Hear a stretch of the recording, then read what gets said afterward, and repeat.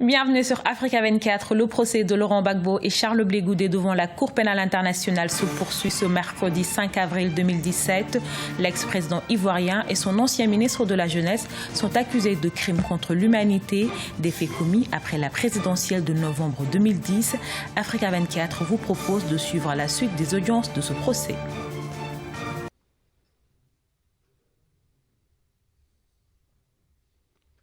The International Criminal Court is now in session. L'audience de la Cour pénale internationale est ouverte.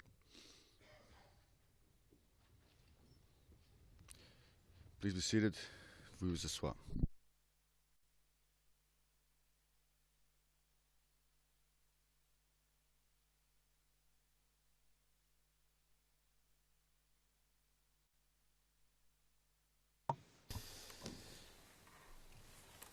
So good morning. Président, bonjour à tous.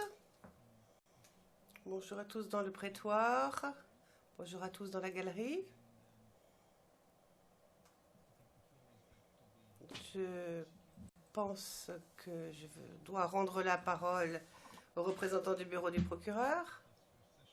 Comme il s'est engagé hier, il va utiliser une partie de ce premier volet d'audience pour terminer son interrogatoire. C'est bien cela? Monsieur Le Garcia, tout à fait, le président. Vous avez donc la parole. Monsieur le témoin, bonjour. Bonjour à vous. Vous avez la parole, monsieur Garcia.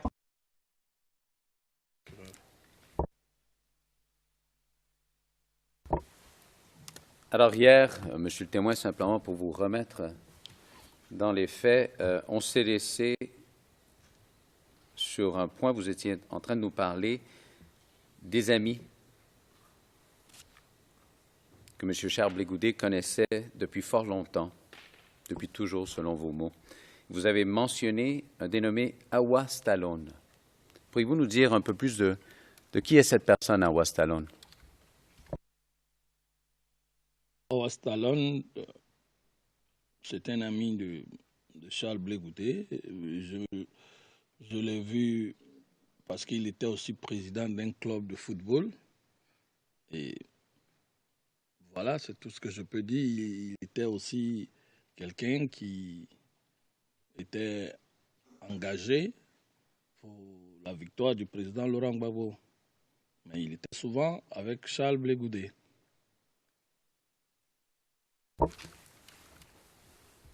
Quand vous dites qu'il était engagé dans la victoire de Laurent Gbagbo, est-ce que vous pouvez nous donner plus de détails?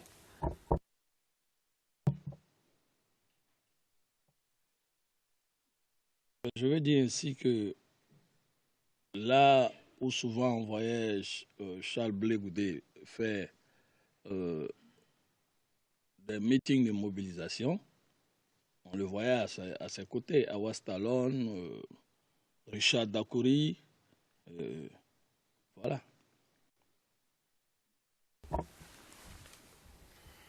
Vous venez juste à peine de mentionner Richard Dakouri. De qui s'agit-il? Qui est cette personne?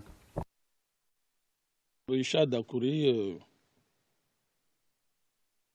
est un jeune qui est un ami de Charles Blé Goudé, mais qui animait les Agora et Parlement.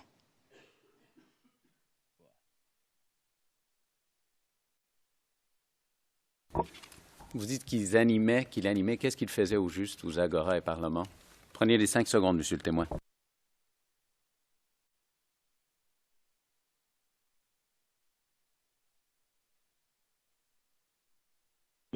Monsieur le procureur, les Agora et Parlement est un espace où on ne parlait que de la politique du président Laurent Gbagbo. Donc, il s'agissait, c'était au plateau où se trouvait, à la Sorbonne, où se trouvait M. Richard Dakouri. Et entre midi et 2, il y avait toute une foule qui écoutait les actions que menait le président Laurent Gbagbo. Et c'était une manière, quand on l'écoutait, d'amener, d'expliquer la politique, selon lui, dans le fond et dans la forme, de ce que le président Gbagbo a comme mission pour des Ivoiriens.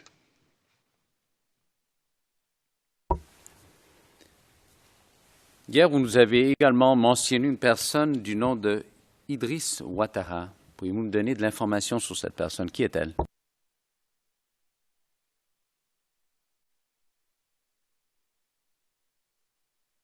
Idriss Ouattara, c'est un jeune aussi qui était un des amis de Charles Blé Goudé.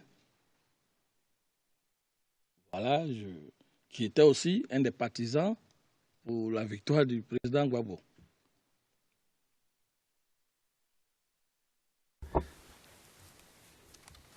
Alors, merci, Monsieur le témoin. Nous allons changer de sujet.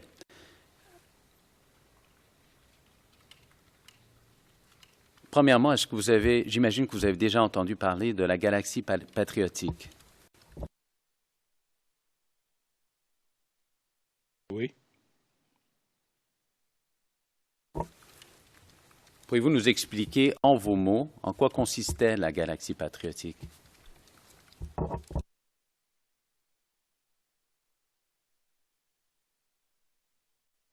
Au sens littéral du mot, la galaxie, comme le dit, c'est tous ceux qui aimaient le président Laurent Gbagbo, qui étaient convaincus que Laurent Gbagbo était la personne idoine qu'il fallait pour être président de la République de Côte d'Ivoire. Il y avait des patriotes, c'était tous ceux. Il y avait des patriotes du troisième âge, il y avait des femmes, il y avait des planteurs, il y avait les nouveaux majeurs. Toutes ces personnes, il y avait des artistes chanteurs, toutes ces personnes qui aimaient Laurent Gbagbo de par son programme formaient, selon moi, ce qu'on appelle la galaxie patriotique. Le procureur, nous n'avons pas d'autres questions. Donc, le procureur a terminé son interrogatoire au principal. Je donne la parole à la défense de M. Blé Goudé, qui va commencer, m'a-t-on dit. Vous avez la parole, Maître Knops.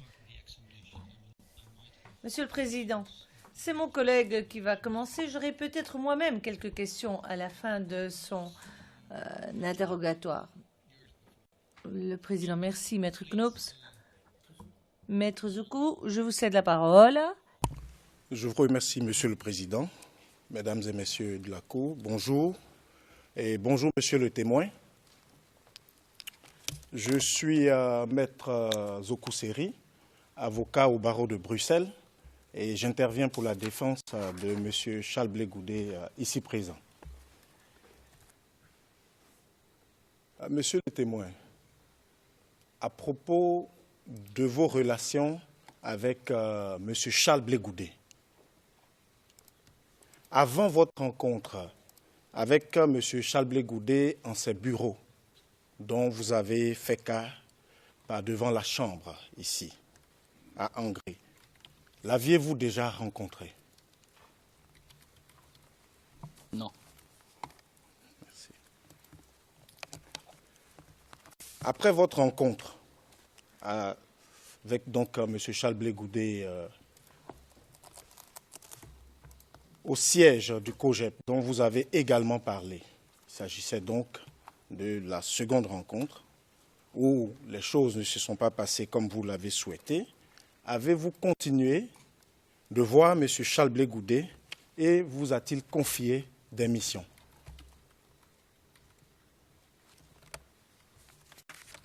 Non. Je vous remercie.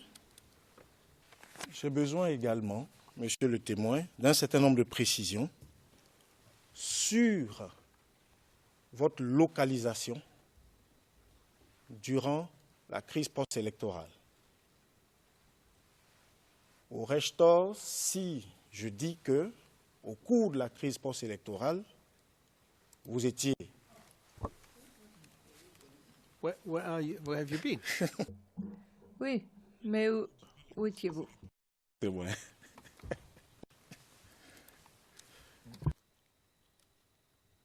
Merci, Maître. Je lui ai dit que une fois la campagne finie, je suis revenu à Abidjan et j'étais chez moi, là où j'ai suivi les résultats. J'étais chez moi, à mon domicile. Monsieur le témoin, vous êtes sorti d'Abidjan le 22 avril pour le Ghana. Oui, maître.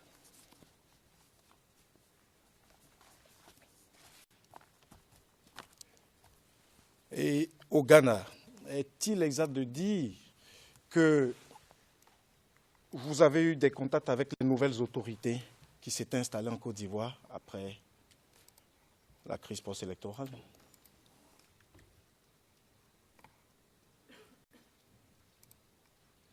Non, maître, il faut situer les choses. Quand nous sommes arrivés au Ghana, je vous ai dit que nous étions en exil. Moi et un certain nombre de jeunes, dont Zambi Balo et Jimmy Willy, avions décidé, vu les conditions que vivait notre jeunesse, nos concitoyens, de nous organiser pour penser à une solution pour alléger la souffrance de nos compatriotes.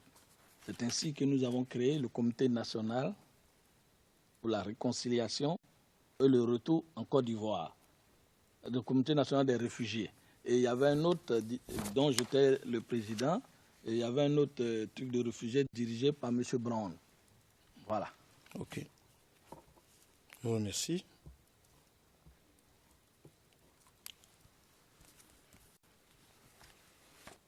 Le mouvement Horizon 2020, peut-on dire que c'est un mouvement qui fait la propagande des actions de développement du président Alassane Ouattara?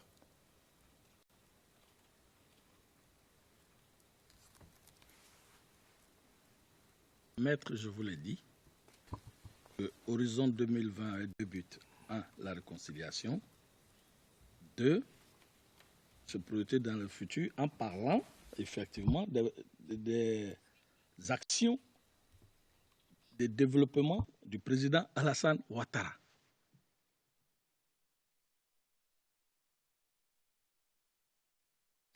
It was established once you were. Ça a été établi une fois que vous étiez de retour en Côte d'Ivoire, une fois que vous êtes retourné, n'est-ce pas, en 2012.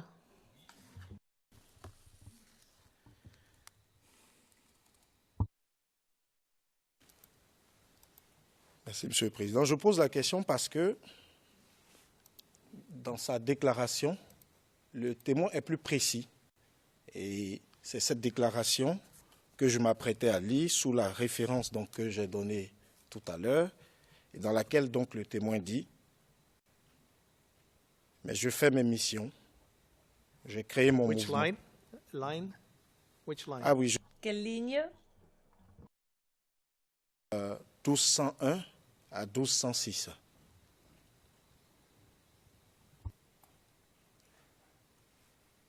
Mais je fais mes missions.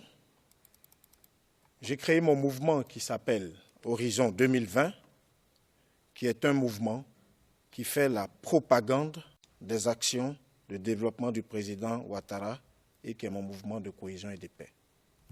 Confirmez-vous cette déclaration?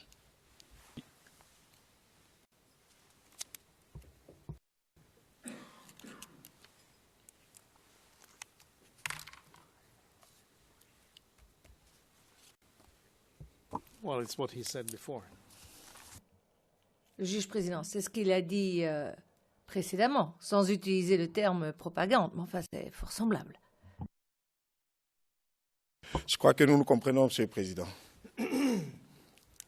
Votre mouvement, Monsieur le témoin, Horizon 2020 et toutes vos actions au sein du RDR, sont-elles financées et par qui? Je vous remercie. La première mission,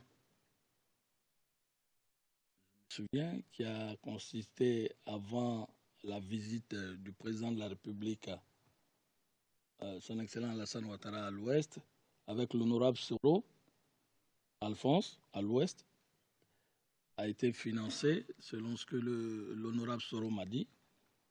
Il a reçu les moyens du ministre Ahmed Bakayoko, qui nous a permis d'aller d'Abidjan jusque dans le fin fond de l'Ouest pour annoncer que le président serait en visite officielle à l'Ouest.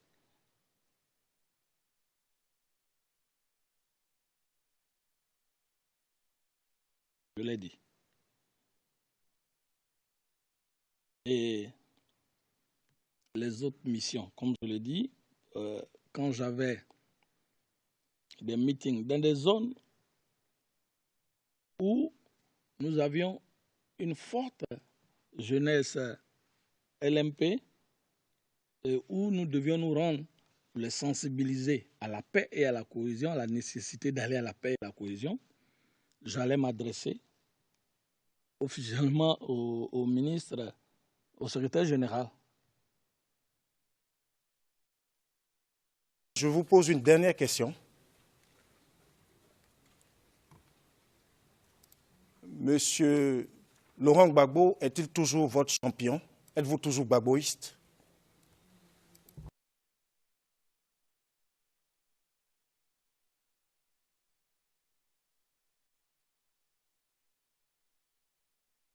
Merci, maître.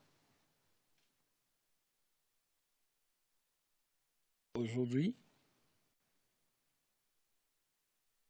tout en ayant beaucoup de respect pour le président Laurent Gbagbo, mais je milite dans un parti.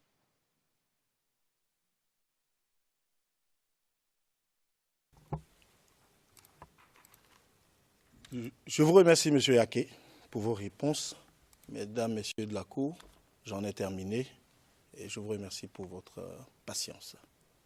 Donc, nous allons nous interrompre, nous allons déjeuner et nous reprenons à 14h30 précise. Je lève l'audience. Nous allons marquer une courte pause. On se retrouve dans quelques instants pour la suite de la retransmission du procès de Laurent Gbagbo et Charles Blé Goudé en direct de La Haye.